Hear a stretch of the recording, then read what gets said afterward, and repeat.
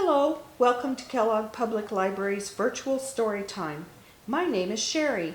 The story I'm going to share with you today is What Happened to You by James Catchpole. Joe was playing his favorite game.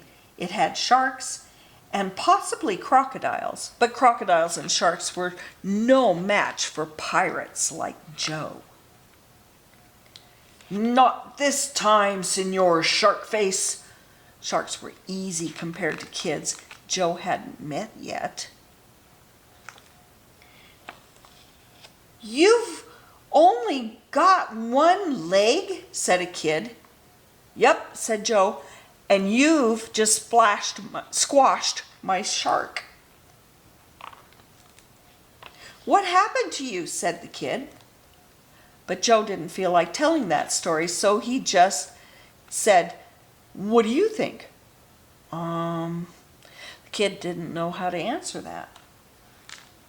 But another kid did. "Did it fall off?" "No," said Joe. A third kid thought that was silly. "Legs don't fall off," she said.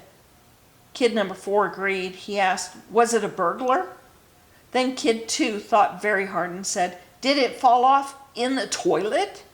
"No and no," said Joe. "This is a trick, isn't it? You're hiding it," said kid 5.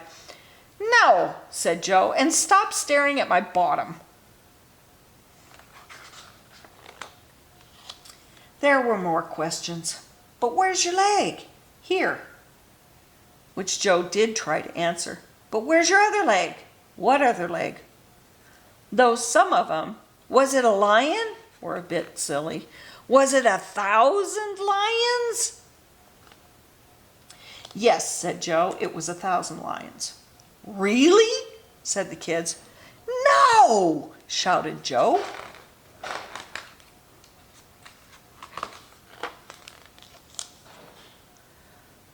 He doesn't look very happy, does he? Joe was playing his game again, but this time kid 1 said, "Is that a crocodile down there?" And Joe said, "Yes, I think so." "My name is Simone," said kid 1. "My name's Joe," said Joe. "And there are sharks down there too. They especially like to eat pirates." "Pirates?" said Simone. "Pirates," said Joe. "Cool," said Simone and Yuto and Casper and Maney and Ibrahim. And all the kids seemed happy with that. Later, Simone asked, "Do you ever get tired of people asking questions about your leg?" "What do you think?" said Joe. Simone did know how to answer that. But Joe had a question of his own. "Do you still need to know what happened?" "No," said Simone. And Joe seemed happy with that. And that's the end of that story. Now here it's talking to an adult. "Dear adult, does your child want to know everything about every disabled person they see all at once and at top volume? Here are my suggestions. Don't panic. You don't want to make your kids feel awkward. A calm, matter-of-fact tone works best. Answer simply and generally. Yes, some people have one leg or use a wheelchair or move and speak differently, and that's okay. Disability is normal. Educate generally. Some people use wheelchairs if their legs don't work so well.